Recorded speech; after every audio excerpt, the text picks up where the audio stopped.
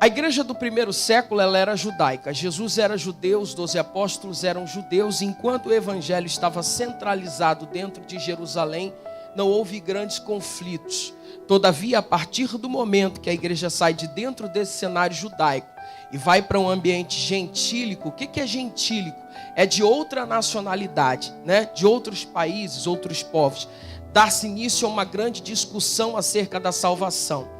Para eu ser salvo, eu preciso guardar o sábado, fazer a circuncisão, praticar as leis dietéticas judaicas. Paulo vai dizer que não em duas cartas, Gálatas e Romanos. Então, esse é um livro que nós temos chamado Justificação pela Fé, Méritos Humanos ou Suficiência de Cristo.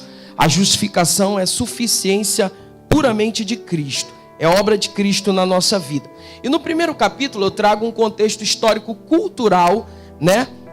Do judaísmo do primeiro século, explicando quem eram os escribas, fariseus, saduceus, como funcionava todo o processo de lei judaica.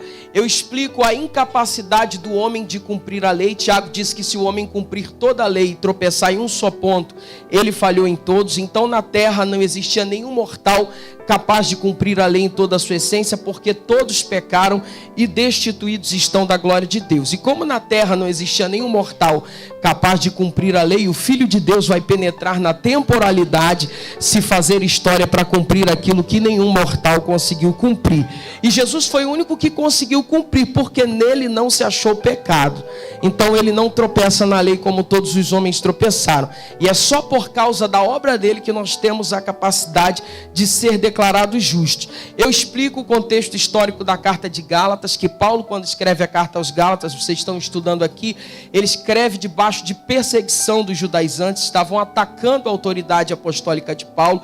Eu explico quando Paulo disse que a lei serviu de aio, no grego ali é paidagogo, que traz a ideia de um pedagogo, que no mundo greco-romano ele era responsável por conduzir a criança dos 7 anos de idade até os 18 anos de idade, até a maioridade. Assim, quando Paulo disse que a lei serviu de aio, ela serviu para nos conduzir de Moisés até Cristo, mas que em Cristo ela achou a sua finalidade, teve seu alvo cumprido. Já o contexto da carta aos Romanos é um contexto mais tranquilo, mais fácil.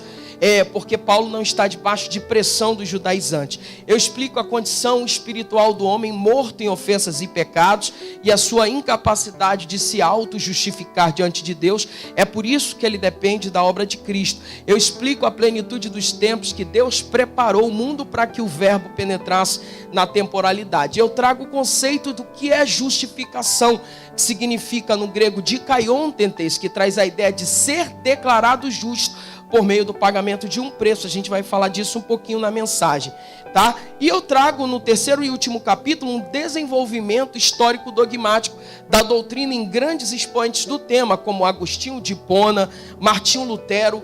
A justificação pela fé foi o grande tema da reforma protestante. Ulrico Zwingli, o reformador suíço, o impacto também João Calvino. Não entro em calvinismo e arminianismo, a gente não entra nessa ideia. E Karl Barth, um teólogo do século XX.